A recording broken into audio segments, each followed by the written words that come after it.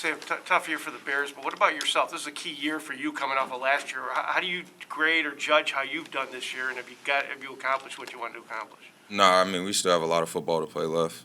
So it's just taking it week by week at a time, and understanding that we have a good opponent that we're going to play this weekend up front. They lead the league in sacks.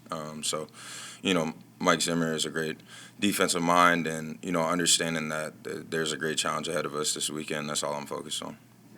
I mean, do you feel like you're having a good year? I mean, can you at least look at it that way, or do you feel like after the season's over, I'll evaluate it and go from there. Obviously, there's always room for improvement for every player, so I look at it like that. But I'm really only focused on how I can help the Bears win football games. When you look at that Vikings defensive front, what are the things that are jumping out to you in the way they've been consistently able to be productive of?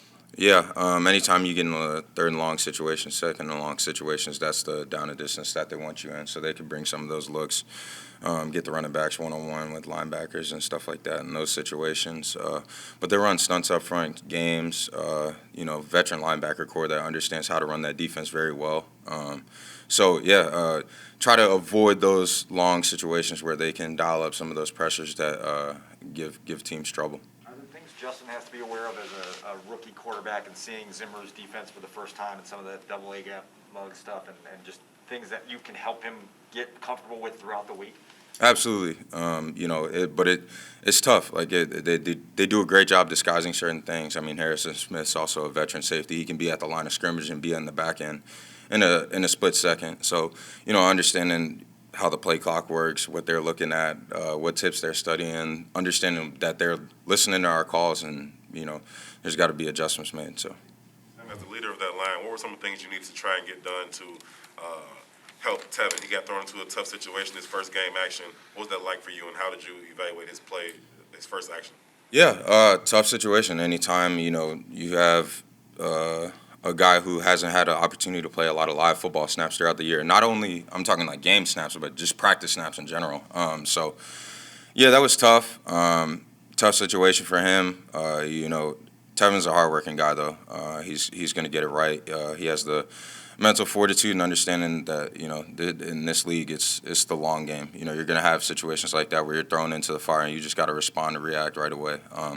Luckily for him, he's young. He's got a lot of football left in his career. It was a great learning experience. That's a tough defensive front, and Preston Smith is a tall task for any tackle, as well as Rashawn Gary. So, it was tough for him. Would have loved to help him more, but, moving forward, we'll do what we can. Was it things that you kind of had to do to kind of just be aware of it and make changes that needed to be made? Yeah, just understanding that he's out there, but there was nothing specific. I was like, we're gonna build help to you or things like that. Like, he's a grown man. He understands that you're a second-round draft pick. Like these are the situations that the Bears drafted you, and you're gonna be putting them. Maybe not that was not definitely the situation that you want to put him in for his first live game action, but it's kind of like baptism by fire. So. What is the difference for an offensive lineman coming in cold in the middle of a game versus having a week to prepare and being part of the game plan and all that? How much different will it be if that happens for Tevin? I don't think it's as much as it's that. He understands the game plan. It's not the mental aspect of the game for Tevin at all.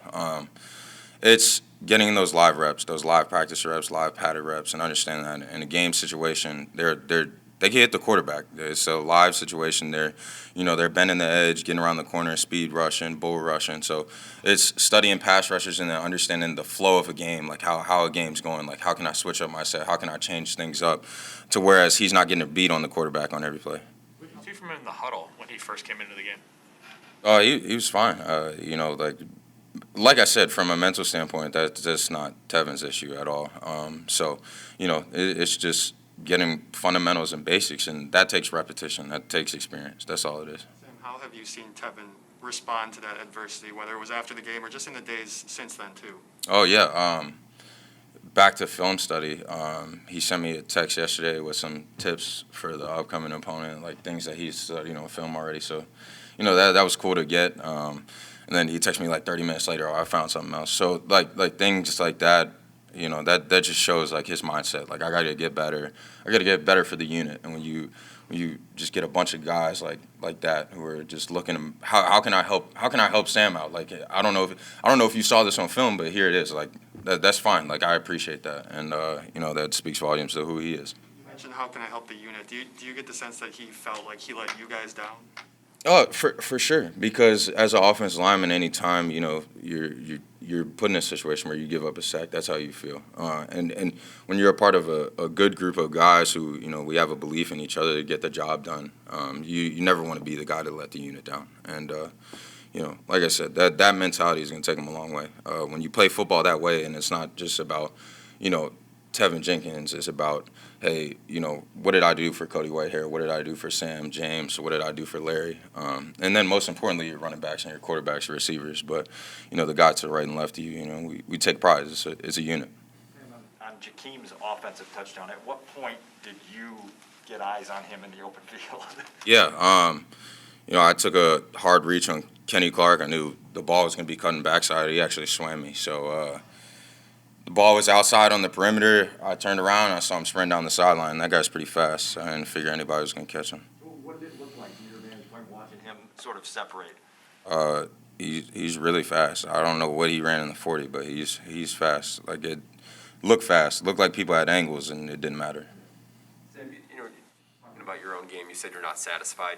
As a whole, how disappointing has this year been with the losses piling up and you guys seemingly unsatisfied with the play of this team and obviously wanting a better result each week? Yeah. Anytime you sit in a situation where you're 4-9, you got to find solutions. And however I can be better for this team, better for this franchise. That's all I'm looking at. How can I be the best center to help the Chicago Bears win? That's what matters to me personally. There are things that are out of my control, and to put my energy and effort into things that are above me or out of my control, that's not going to help the Bears win. What helps the Bears win is if I come up Sundays, Thursday, Monday nights to perform to the best of my ability. Sam, when you look at what's happening, not just with this team with COVID, but around the league in general, how surprised are you that it's still an issue, and how concerned are you by that? Concerned for my own health or just the health of everybody else? Games getting canceled maybe, or Yeah, it's tough. Obviously it's floating around. I don't think it's something that's going to go away anytime soon, just based on my understanding of current events, which is pretty limited. But that it just looks like it's going to be something that's floating around here for a while. So understanding that, just taking the proper precautions, outside of the facility has been something that my family and I like to do. So, it's just whatever it takes to play on game day. I'm not sure we've talked to you since the Fighting Irish changed coaches. I'm curious your reaction to what's happened in South Bend and what you think of Freeman. Yeah, I've had the opportunity to meet Coach Freeman once, so I don't know too much about him, but I know the guys who had the opportunity to play for him, and the pedigree of him, playing under some great coaches, and he was at Cincinnati with Coach Fickle, so he has an understanding of how those kind of Midwest Catholic schools work.